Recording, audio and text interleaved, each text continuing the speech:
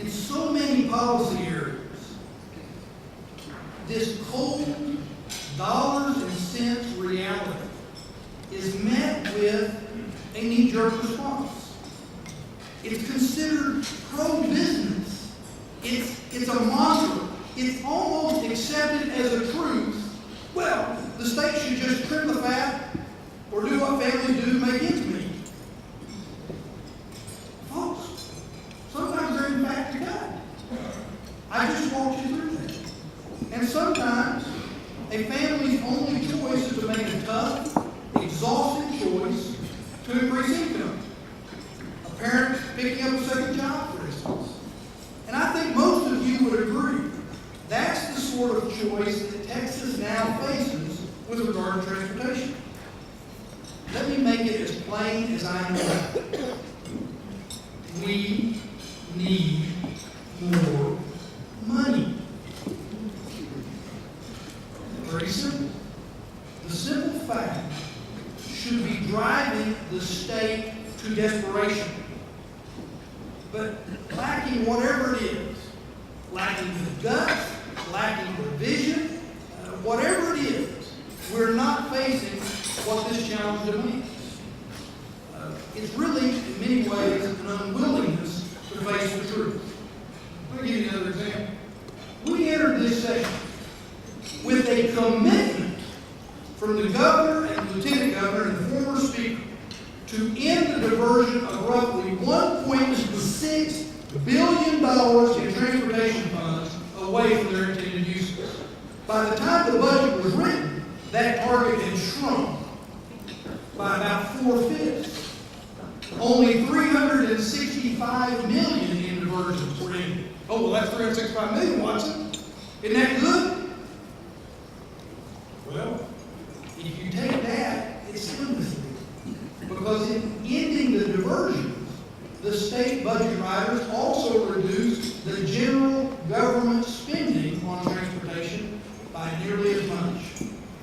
So by the yardstick of diversions, the state made no progress. None in funding transportation. Our problem has led many people in leadership positions who should know better to go looking for the proverbial silver bullet, the truly mythical solution that will solve our problems without costing any money. And unfortunately, what they have found was privatization. The continual push for privatized toll roads with as few controls and as much profits as possible has really, in my view, painfully damaged our efforts to build consensus and support about needed transportation projects. I'll tell you what, it scalded me as much as any controversy I've ever been a part of. And I know a lot of you all in this room have similar struggles. Have there been successful presentations and demonstrations and concessions to help relieve congestion? Sure. Particularly in the North Texas area. Is this a reasonable tool to keep in our toolbox? Quite possible. But here's the deal. Concessions and privatization they will not single-handedly solve our traffic problem. In fact, without significant public protections, they risk becoming the worst sort of irresponsible mortgage, burdening our kids with tolls that private companies assess and public institutions can do little about. Instead, it's past time to learn from our history. In the past, Texas used the broad-based gas tax to provide for the state's basic needs. Then what happened is particular regions used other tools, such as locally controlled toll roads or city and county bond money. And then what they did then is they addressed their specific needs and rounded out the transportation system that they wanted. Well, what's changed? Well, let's say it out loud. Let's be honest about it. Our state has all but declared that for reasons of dogma or cowardice, that it will not set a gas tax that reflects our needs. Ever since 1991, a full generation ago, the motor fuels tax has remained at 20 cents a gallon. It now costs you 3 times as much to fill up your tank as it did 18 years ago, and not a dime of that increase is helping you to keep out of traffic. So, So, this year the Senate did something pretty extraordinary. It gave up on the state's leadership to do something about it. We said, fine, if you won't pay for our transportation needs, at least get out of the way. Let us ask the voters in local jurisdictions to build a foundation that will take care of those people, at least region by region.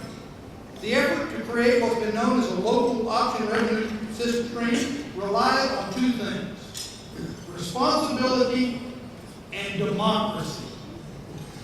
It acknowledged the size of the problems we're facing. It recognized the hard choice that these solutions are going to demand, and it ensured that voters would be in control of the process every step of the way. And even that wasn't enough. Some tried to kill it in the Senate, and it was killed, ultimately.